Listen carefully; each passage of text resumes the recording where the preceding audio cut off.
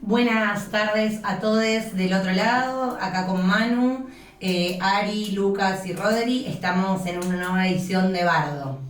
¿Cómo andás, Belu? ¿Todo bien? Todo bien por acá, che, y ya listos para arrancar con el primer tema de este día. Vamos a tratar, como siempre, vamos a tener 3 bloques donde vamos a hablar de un tema local, un tema provincial y un tema nacional. Y para arrancar así, con el local de una, aunque parezca raro, en el primer día que nevó en la ciudad en 2026, nosotros decidimos hablar de fuego. Eso que por ahí es una preocupación más en el verano. Vamos a charlar un poco de fuego en general, pero más particularmente de fuego de interfase. Y para eso vamos a empezar a pensar qué pasa con el fuego y si el fuego es algo nuevo que apareció en nuestras vidas o en realidad es algo que estuvo desde siempre. Y lo primero que hay que decir es eso, que evolucionamos junto al fuego, el planeta Tierra y todos los seres que lo habitan, y que la verdad es que la vida del hombre se transformó muchísimo a partir del descubrimiento del fuego y todo lo que pudo hacer en torno a eso. Así que el fuego, bajo ningún punto de vista, es un enemigo, ni muchísimo menos. Sin embargo, cada año vuelve a aparecer en las noticias, cada vez con más fuerza y cada vez más cerca también en términos territoriales. Porque lo que cambió no es el fuego, sino es el clima, el territorio que vivimos y sobre todo la forma en que habitamos este territorio. Muchas veces escuchamos hablar de Plioceno, y para entender un poco de qué sería esta edad en la que el fuego de alguna manera va modificando todo, estamos hablando de un momento en el que hay sequías más largas, que hay más calor, que hay más calor, más aumento de la temperatura, hay más viento. Después, al haber más sequías, también hay más biomasa disponible. Y los incendios son cada vez más intensos y difíciles de frenar. Y no solo pasa aquí en Argentina, sino en todo el mundo. Bueno, además estaba pensando cuando vos comentabas esto, Belu, que en la provincia de Neuquén tuvimos, creo que fue, no esta temporada, sino la pasada, el incendio registrado más grande en toda la historia, ahí por el Valle de Magdalena, ¿no? Efectivamente, Manu, pero no vamos a hablar hoy de ese tipo de incendios. Ese incendio, el incendio más grande de la provincia de Neuquén, que afectó 3.000 hectáreas del Parque Nacional Lanín, particularmente bosques de Pehuen, no es el tema que nos ocupa, porque estamos hablando en ese caso de incendios forestales, que también son muy peligrosos y quizás en algún otro momento lo tomemos para charlar un poco, sino que queremos hablar de fuegos de interfase, es decir, el fuego que sucede entre el bosque y la ciudad, ya sea desde la ciudad al bosque o desde el bosque a la ciudad, una división que en realidad para nosotros no existe, porque una de las particularidades que tiene San Martín de los Andes, como venimos charlando en varios temas, es que elegimos vivir dentro del bosque. Y eso nos hace poder pensar algunas cosas en relación a eso. Hay algo interesante para abordar el tema de fuego, como cualquier tema que abordemos ambiental en este espacio, que tiene que ver con que el problema más grande que tiene para mí, que tienen las sociedades actualmente, es la escisión sociedad-naturaleza. Esto que de alguna manera nos dijeron que la naturaleza es aquello que queda por fuera de las sociedades y también por fuera de los espacios que construimos. Pareciera que la naturaleza implica salir de las ciudades, y en esa escisión con la que crecemos, muchas veces urbanizamos, loteamos, plantamos y abandonamos como si el territorio fuera simplemente una superficie disponible o una escenografía en la que llevamos adelante de nuestras vidas y no en un escenario donde convivimos con otras especies, tanto animales, vegetales, del mundo de los hongos, entre otros. Entonces, lo que pasa es que lo que hacemos con el suelo, con el bosque y con el agua, vuelve una y otra vez sobre nuestras vidas. Entonces, sin dudas, el problema no es solo el fuego, sino cómo decidimos nosotros habitar esos territorios. Y para poder bajarlo un poco más a lo local, porque esto fue como una introducción, creo que todos vimos este año, como el año anterior, lo venimos viendo desde antes de la pandemia, quizás en 2021 el más grande, en la zona de Golondrinas, en Epuyén, cómo los incendios de interfase avanzan de alguna manera sobre un montón de espacios habitados por muchas personas, y cómo muchas veces los incendios avanzan con muchísima voracidad sin que haya mucho que hacer en torno a eso. Y cuando pensamos por qué estamos hablando del fuego en pleno mayo y con una nevada afuera, es porque tenemos que decir dos cosas. Primero, que pensar el fuego es algo que tenemos que hacer durante todo el año. Y segundo, porque la verdad es casi un milagro que San Martín de los Andes todavía no haya tenido una tragedia mayor vinculada a un incendio de interfase. Así que es fundamental que, como vivimos adentro del bosque y no al lado del bosque, empecemos a pensar qué hacer respecto de eso. Bueno, imagino también, vos ahora lo comentarás un poco más, que los fuegos de interfase también tienen una dificultad particular en cómo gestionarlos. Se dan en las zonas o inmediaciones urbanas, tiene que poder acceder los bomberos, tiene que poder evacuarse cuando ocurre.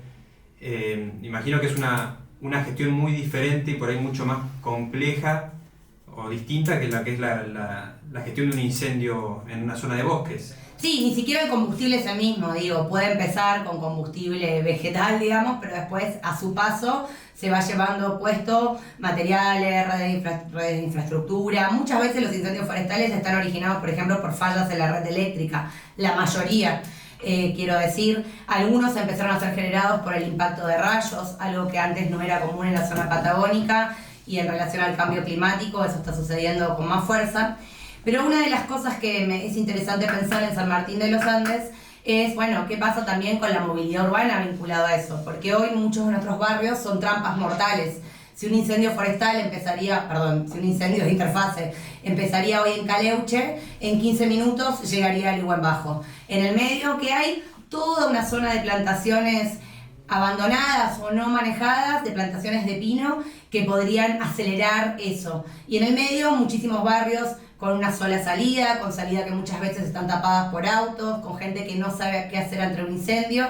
Así que es importante pensar eso. Pero acá nosotros queremos plantear algo anterior y que está un poco vinculado, que ya existe en nuestra ciudad una ordenanza. Muchas veces pensamos que hay que hacer nuevas leyes.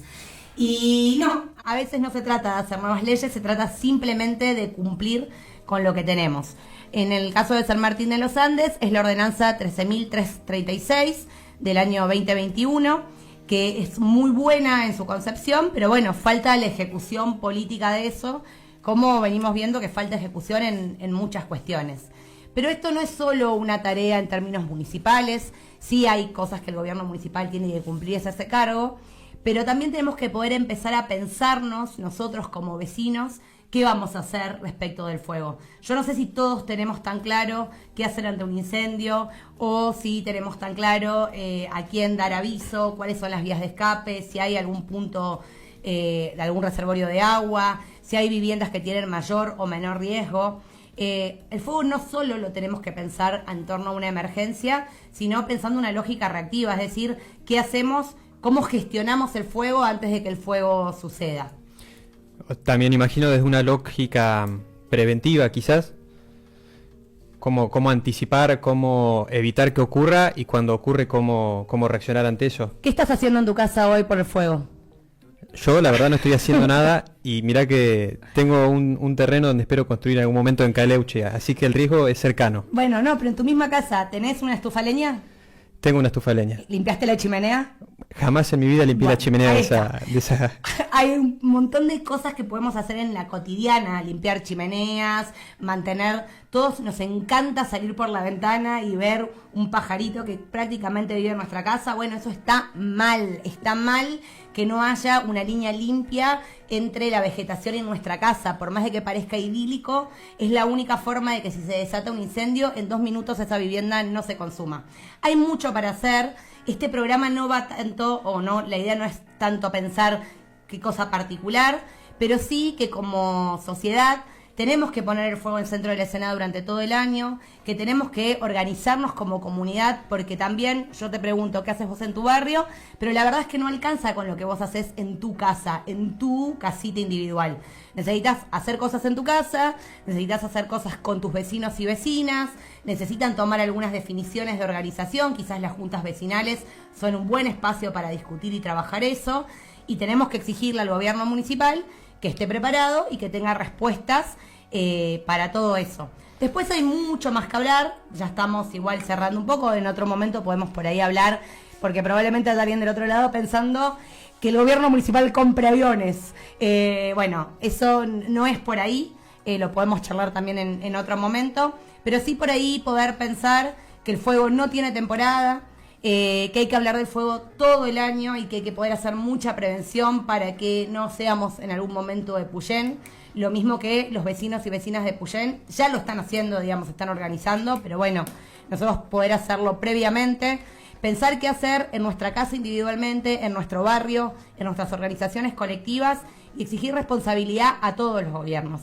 Al municipio en torno a la planificación urbana y a la gestión del riesgo actual, de interfase, a la provincia en relación al manejo de bosques y a que tengan brigadas preparadas para poder sumarse a todo lo que pasa en el municipio, que el municipio tiene bomberos pero no tiene brigadas de incendios forestales, y a la nación para que mejore el financiamiento y las políticas de manejo del fuego, tanto provinciales como locales. No se trata solamente de cómo apagamos un incendio, al contrario, se trata de cómo habitamos el territorio que compartimos, cómo vivimos dentro de ese bosque y por qué y qué hacer cuando decimos que todo fuego es político.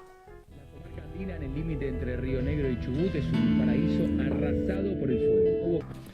Bueno, estamos en el cuarto programa de Bardo, transmitiendo en San Martín de los Andes desde FM Pocahuyo, y vamos a empezar con el segundo bloque del programa de hoy, en el que vamos a intentar abordar un poco la situación del sistema educativo en nuestra provincia, Belu, ¿sí? Un sistema que tiene una historia muy rica, más que interesante, pero que actualmente, creo yo, como todos los sistemas educativos dentro del país, está atravesando una profunda crisis. Así que vamos a tratar de reflexionar un poco en torno a qué es esta crisis, por qué ocurre, y bueno, incluso si podemos intentar pensar algunas líneas, algunas soluciones. Primero decir que el sistema educativo en la provincia de Neuquén, como dije, es un sistema con mucha historia, con mucha presencia territorial, y que despegó con gran fuerza a partir de los años 60. Recuerden que en la provincia de Neuquén, la provincialización, de la provincia de Neuquén, que fue en el año 60-61, comenzó con la creación del Consejo Provincial de Educación en el año 61, y así empezó entonces a construirse el sistema de nuestra provincia. En este proceso se construyó una presencia territorial envidiable, me parece, en relación a otras provincias. En la provincia de Neuquén, las escuelas primarias, las escuelas secundarias, el sistema superior, no solo cubre todo el territorio a nivel urbano, sino también llega a aquellos parajes rurales, a aquellas comunidades originarias, comunidades mapuche, lo cual es algo desde ya a rescatar. También es un sistema en el que ha sido muy protagonista el colectivo docente, la Asociación de Trabajadores de la Educación de Neuquén, ATEN, que fue fundado ya a finales de la dictadura militar, pero que fue gestado en plena dictadura militar y que fue también en gran medida apoyado y acompañado por Monseñor Don Jaime de Nevares, a quien ya hemos nombrado en este programa. Tuvo un rol protagónico a lo largo de estos más de 40 años de lucha, no solo en lo que respecta a las conquistas corporativas del colectivo docente, sino también es una participación importantísima en todas las luchas políticas y populares de nuestra provincia, ¿no? También habría que rescatar, creo, en el año 65 se funda en Neuquén la Universidad de Neuquén, que tiempo después, a principios de los años 70, pasó a ser la base de nuestra querida Universidad Nacional del Comahue, de la que vamos a hablar un poquito más al final. Ahora, cuando decimos que el sistema educativo está en crisis, que es casi un lugar común, ¿no? Creo que hoy todas las fuerzas políticas, todas las personas, independientemente de su línea, de su corriente de pensamiento, todos hablan de la educación, todos pretenden hablar de la educación, todos pretenden preocuparse por la educación. Creo que tenemos que preguntarnos qué quiere decir que esté en crisis para empezar.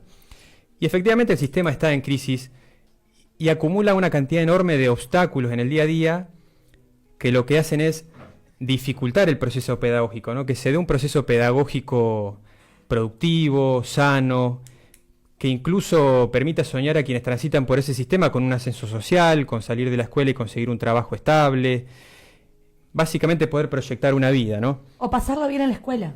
Digo, sin ir más lejos. Bueno, es que los de pibes hecho no saben a qué van a la escuela. En muchos casos, hay muchos que no, pero en muchos casos que uno escucha y habla con pibes, escucha a juventudes que no saben para qué van a la escuela, que no encuentran ni un lugar de conocimiento, ni un lugar de escucha, ni un lugar de nada. Y nada, no es contra la escuela, pero sí hay algo que pensar ahí. Bueno, es que de hecho pasarla bien en la escuela también es parte de poder aprender, es parte del proceso educativo. Ahora, bueno, ¿Cuáles son estos obstáculos que se acumulan en todas las escuelas, en particular en algunas que dificultan este proceso? Desde ya hay que hablar, en primer lugar, me parece, de la debilidad que vienen demostrando los núcleos familiares en nuestro país, es decir, todo el proceso neoliberal que ya lleva más de 50 años en nuestro país y que ha afectado de punta a punta todos los estratos sociales, generan una debilidad en la composición familiar, en la posibilidad de acompañamiento de los niños, de las niñas, de los adolescentes, que se expresa desde el vamos en el día a día del trabajo docente. La violencia que en la sociedad se cuela en las escuelas, el hambre que sufren los niños, las niñas, los adolescentes. Recordemos que en este país más del 50% de las infancias están debajo de la línea de pobreza. Es desde ya absolutamente ridículo pensar que eso no vaya a afectar un proceso pedagógico. Por supuesto, aparecen en las escuelas problemáticas de consumo de sustancias, de consumo de bienes digitales, de dispositivos. Y después hay alguna serie de problemas que son más propios específicamente del sistema educativo, ¿no? Problemas edilicios, falta de profesionalización de los docentes.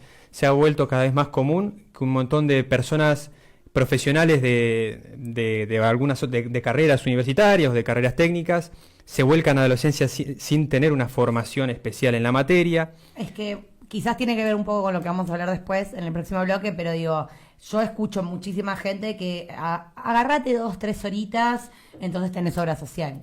Bueno, eso va de la mano además con una fuerte precarización laboral, ¿no? Es muy común entre los docentes, sobre todo en los docentes de media, quizás esto, tener algunas horas en una escuela, otras horas en otra, ¿no? Lo cual también dificulta la ejecución de una tarea bien hecha, ¿no? De una tarea comprometida y que se expresa, bueno, como digo, en el proceso educativo en sí mismo. Y se ha ido consolidando también una fuertísima segmentación dentro del sistema, ¿sí? No es lo mismo una escuela pública que una privada, una escuela del centro que una zona periférica. Algo de esto creo que puedo ilustrar por los recuerdos de mi propia escuela de cuando yo era chico, ¿no? Yo fui a la escuela 183, allá en Pinar y Maestros Neuquinos, en la ciudad de Neuquén, y en los años 90, cuando empecé a cursar primero, segundo, tercer grado, era un curso en el que participaba desde el hijo del albañil hasta los hijos de la clase media acomodada de la localidad.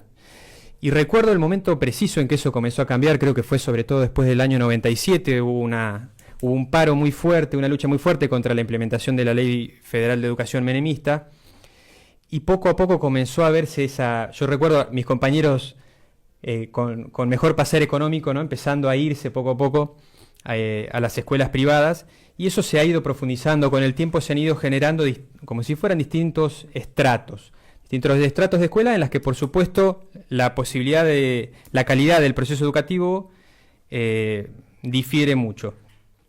Pero en definitiva acá la idea que me parece interesante, importante tener en cuenta, es que la crisis de la escuela no es una crisis escolar, es la crisis social en la escuela. Hay una crisis del sistema social en general que, por supuesto, estalla en la escuela. ¿Por qué estalla en la escuela? Bueno, hace 50 años que el Estado se retira de todos los ámbitos en donde debería aportar a la construcción de un tejido social, de una vida digna, de un pueblo feliz. Cuando el Estado se retira de todas estas tareas, de todos estos ámbitos, lo que queda es básicamente la escuela, la salita del barrio. Y en esos lugares, que son los últimos lugares de resistencia de la institución pública, se amplifican y resuenan y vibran todos estos problemas sociales de los que venimos hablando.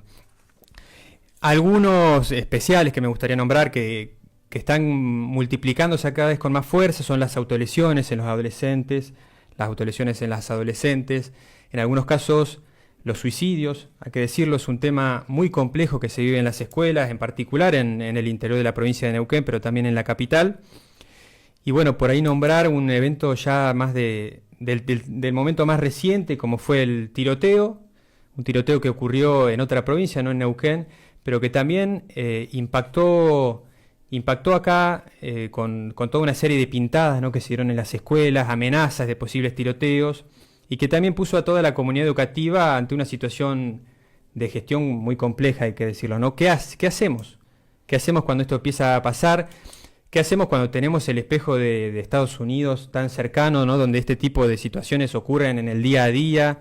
¿Qué hacemos cuando esto ocurre y encima tenemos a la ministra de Seguridad de nuestra nación promoviendo el uso cada vez más libre de armamentos? Y eso creo que también, por lo menos me pasó a mí, que no trabajo en el sistema educativo en este momento, que también tomó como otros lugares donde uno iba andando, todo el mundo estaba como hablando de qué tenía que hacer la escuela con eso. Y creo que nadie tenía claro qué tenía que hacer la escuela con eso. Creo que nadie se preguntaba qué tenían que hacer en sus casas con eso. Yo a varios compañeros con hijes les dije, che, ¿y ustedes qué están pensando hacer? Porque como si no es todo culpa de la escuela. Pero bueno, creo que justamente el sistema educativo y la noción de comunidad educativa nos debería implicar a todos y no, como muchas veces pasa, que todo lo que estás contando cae sobre los docentes. Para los que están del otro lado, estamos en Bardo y estamos hablando del sistema educativo neuquino, para recordarlo, y ahí lo dejo a Manu seguir. Bueno, también me parece importante sí poner sobre la mesa que, si bien la mayoría de los problemas más estructurales que tiene nuestro sistema educativo son extraescolares, son sistémicos, y esto hay que decirlo, la escuela no puede hacer magia en un país que se cae a pedazos, hay problemas internos del sistema. Efectivamente existen problemas que hay que abordar, que hay que poner sobre la mesa y que hay que mencionar. Voy a recuperar algunos. En esta provincia faltan muchísimos establecimientos de lo que es la educación inicial, es decir, preescolares, que es el ámbito en el que más ha avanzado el sector privado, justamente.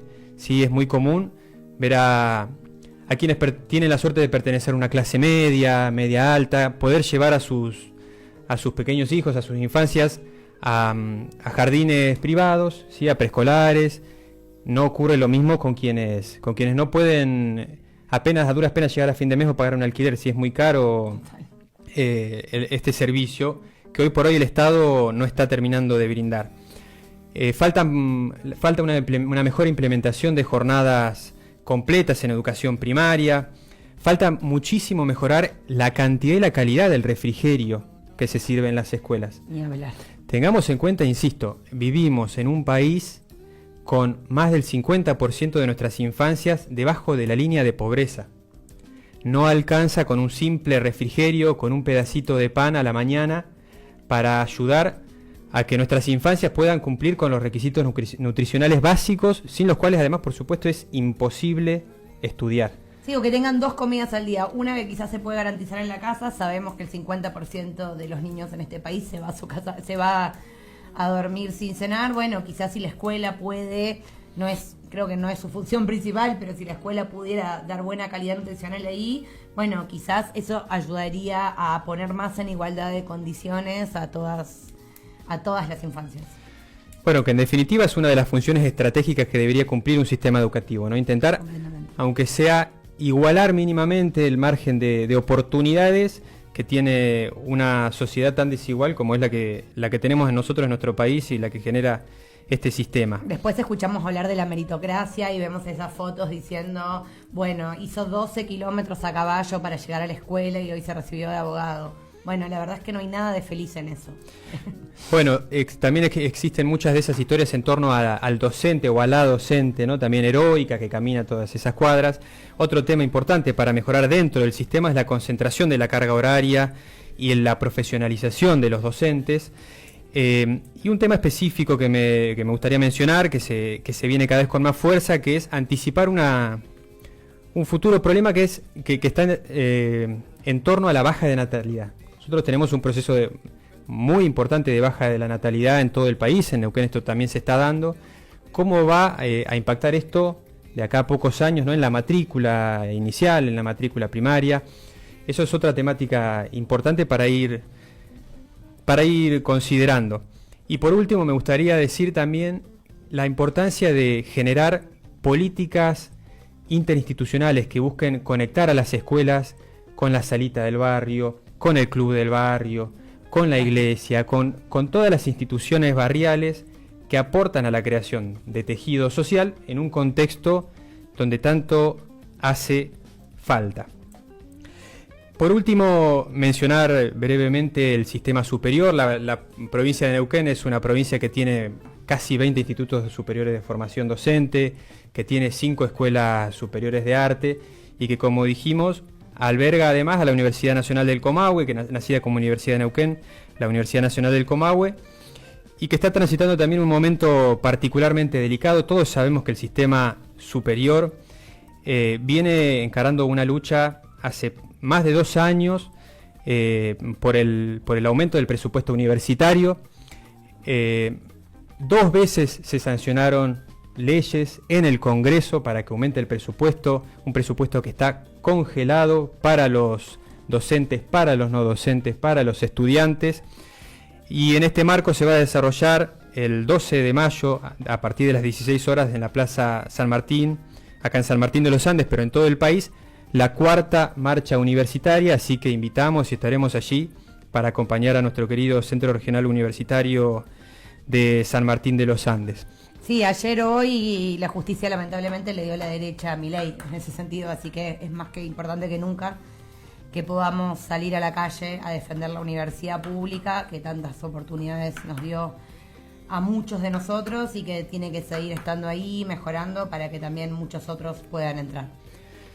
Y bueno, para cerrar el bloque, volver sobre la idea que planteamos, creo ya alguna vez, en esta columna.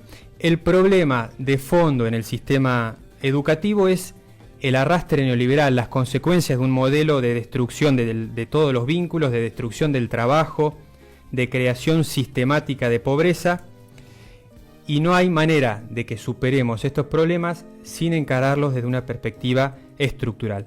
¿Hay que invertir en educación? Sí, hay que invertir en educación.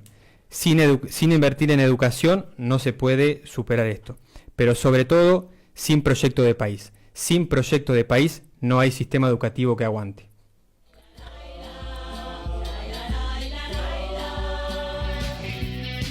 Vamos arrancando con el tercer bloque de Bardo. Ya estuvimos charlando sobre fuego de interfaz en torno a lo local y sobre el sistema educativo neuquino. Y ahora vamos a adentrarnos un poco a algo que venimos charlando ya hace varios meses, creo que se escucha en muchos de los lugares que transitamos, que tiene que ver con la reforma laboral y cómo eso impacta en nuestras vidas. Así que... ¿Alguna no pálida tenés, Belu, para tirarnos? No. El sistema educativo en crisis, que se nos prende fuego la ciudad, la reforma laboral, ¿alguna buena? Nos tocó un tiempo histórico bastante duro para atravesar, pero bueno, no queda otra que pensar un poco y pensar cómo hacemos para salir de eso, o no para salir, pero sí para plantear algunas alternativas o algunas líneas por las cuales escaparnos de esto. Así que lo primero que a mí me interesaría decir sobre la reforma laboral, que sucedió hace unos 2-3 meses ya, como un continuo de malas noticias, a veces es difícil como ubicarla, pero bueno, que sucedió, digamos, que se aprobó la ley, porque después algunas partes de la ley se están aplicando de hecho, otras lamentablemente ya se aplicaban antes y otras están, digamos, sin aplicación por alguna cuestión judicial. Pero sí nos parecía más que hablar de la letra técnica de la ley en sí, porque no creemos que sea una discusión técnica realmente. Queremos pensar que lo que hace la reforma laboral es sobre todo cambiar la idea de qué es el trabajo, ¿no? Y sobre todo de una relación laboral que existe en el marco del trabajo, que es la relación entre empleado y empleador, que pasa de ser eso que conocimos toda la vida a ser una relación entre privados. Y eso es bastante grave, porque marca primero una falsa igualdad. Una igualdad que claramente no existe, que no existió nunca, y que justamente como no existió nunca,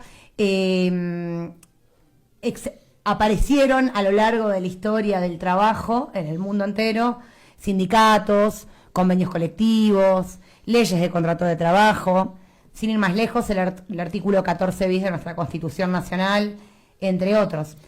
También nos parece importante decir, y ahí te dejo, Manu, para que sumes un poquito a esto, que nos metamos a hablar puntualmente de algunas cosas de la reforma, que una reforma laboral era necesaria. Es más, existe en las sociedades en las que vivimos hoy una reforma laboral de hecho. El trabajo cambió.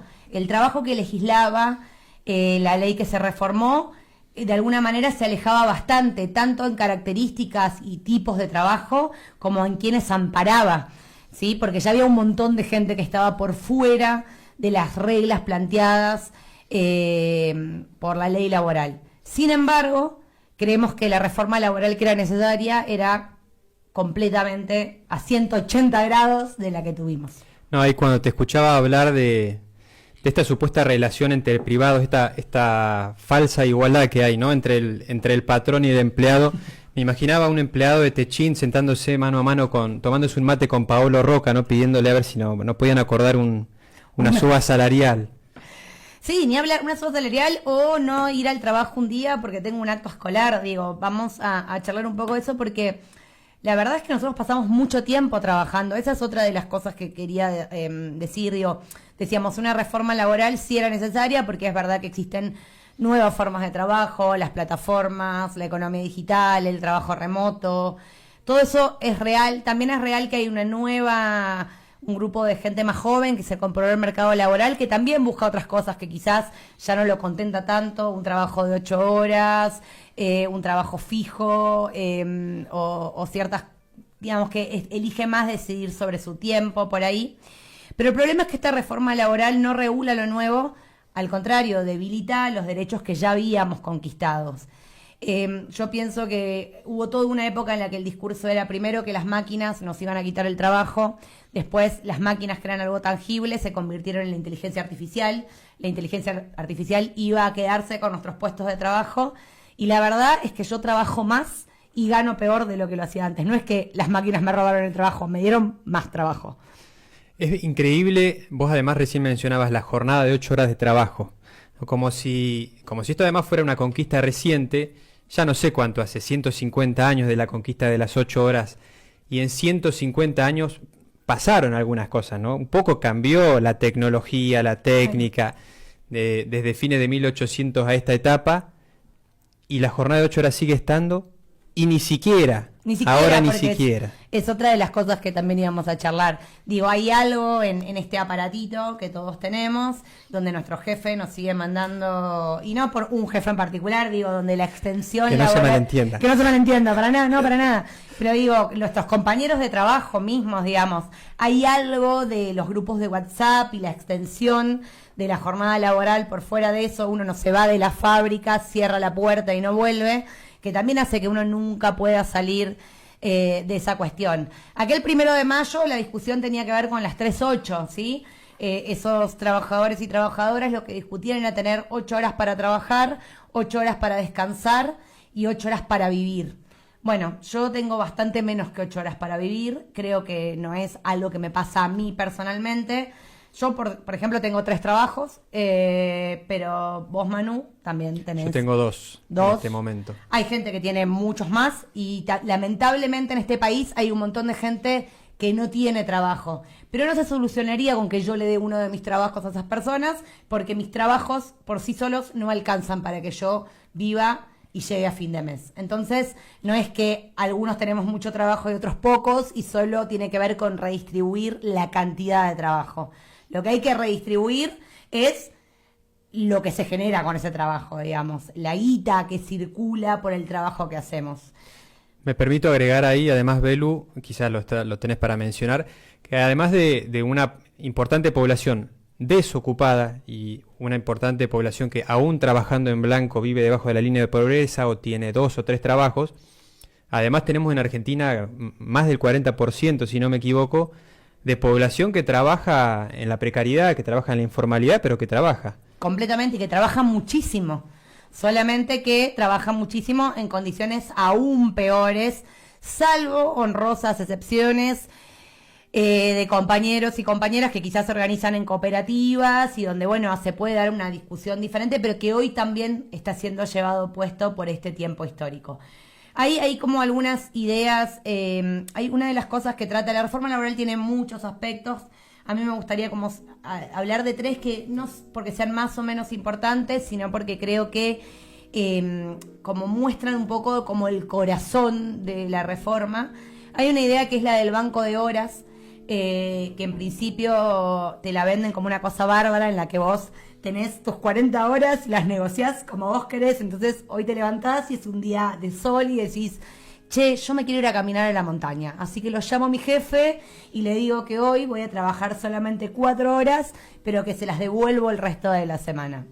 No sé la idea de quién el jefe y el empleador y el empleado negocian en igualdad de condiciones. O sea, eso no existió nunca. Es más, se inventaron las leyes de trabajo porque lo que había antes era la esclavitud. O sea, donde alguien decidía sobre tu vida sin ninguna posibilidad de nada. Bueno, logramos tener reglas de trabajo y ahora vienen con esta idea del banco de horas en la que uno podría disponer libremente de su tiempo, que nada tienen que ver con la realidad. El banco de horas rompe con nuestros descansos y una vez más rompe con la vida familiar, ni hablar, pero una vez más cae con más fuerza sobre el cuerpo de las mujeres. Y hay que decirlo, porque hoy vos decías lo de la crisis de natalidad y que las escuelas tienen cada vez menos gente. Discúlpenme, no es un buen negocio ni una buena idea maternar en la Argentina y en ningún lugar del mundo, pero en Argentina, digo, tenemos, como decíamos, 7 de cada 10 mujeres llevan adelante sus casas solas. No les alcanza con un trabajo porque a casi nadie le alcanza con un trabajo. Entonces, tenés que criar, maternar, tener varios trabajos, negociar con tu jefe, si tu hijo se enferma, qué hacer.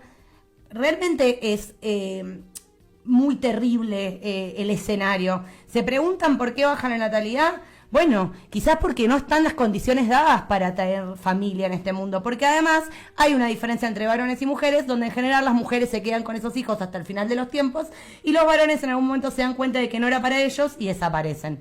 ¿No son todos? ¿No son todos? No, para nada, claro que no. Felizmente hay muy buenos padres en el mundo, pero bueno, las estadísticas muestran que una gran parte... Entonces el banco de horas también impacta más en la vida de las mujeres. ¿Por qué? Porque los jefes eligen, o los dueños eligen contratar varones sobre mujeres, porque los varones tienen menos problemas, se embarazan menos porque no pueden, básicamente, y además se quedan menos en la casa con sus familias. Se atacó el productor, che. Sí, nos está retando. Bien, bueno, voy a tratar de ir cerrando. No le entendí bien igual lo que me dijo, así que si quiere escribírmelo estaría buenísimo. Pero una idea clave de esto... 7 de cada 10 mujeres, me está pidiendo que recalque, que es algo que voy a decir siempre, 7 de cada 10 mujeres llevan adelante, tienen hogares monomarentales. Una idea de esto, o sea, lo que quiero contar con todo esto es que cuando se flexibiliza el trabajo, es mentira que tenés más libertades, lo que te están flexibilizando es la vida. Alguien está decidiendo por vos, y es terrible pensar que no solo alguien decide algunas líneas que está bien decidir en el marco del trabajo, hacia dónde va ese trabajo como jefe. Otra cosa es decidir sobre todo mi tiempo. Por otra parte, es importante decir que esta reforma laboral técnicamente no trajo nada bueno. En los últimos 2 meses desde que se instauró, hay menos puestos de trabajo, cierran cada vez más empresas y el 80% de la guita que circula en este país viene del trabajo de la gente. ¿Qué pasa cuando yo me quedo sin trabajo? Dejo de comprar. Por eso cuando caminan por San Martín de los Andes están viendo un montón de locales vacíos, porque hay menos guita circulando, hay gente que cobra menos, que le alcanza para menos. Hay otra que ni siquiera cobra, no le alcanza. Nadie puede comprar. Si no compras, se cierran los comercios. Si se cierran los comercios, nueva gente, que son esos empleados comerciales, se quedan sin trabajo. Entonces realmente, si se cae el salario, no es que simplemente el jefe gana más. No, todos, salvo los grandes ricos, que son el 1% de este mundo, ganamos menos. Tal es así que Elon Musk, alguien que claramente de nacional, popular y de pensar en el otro no tiene nada, acaba de proponer hace 2 semanas un salario universal.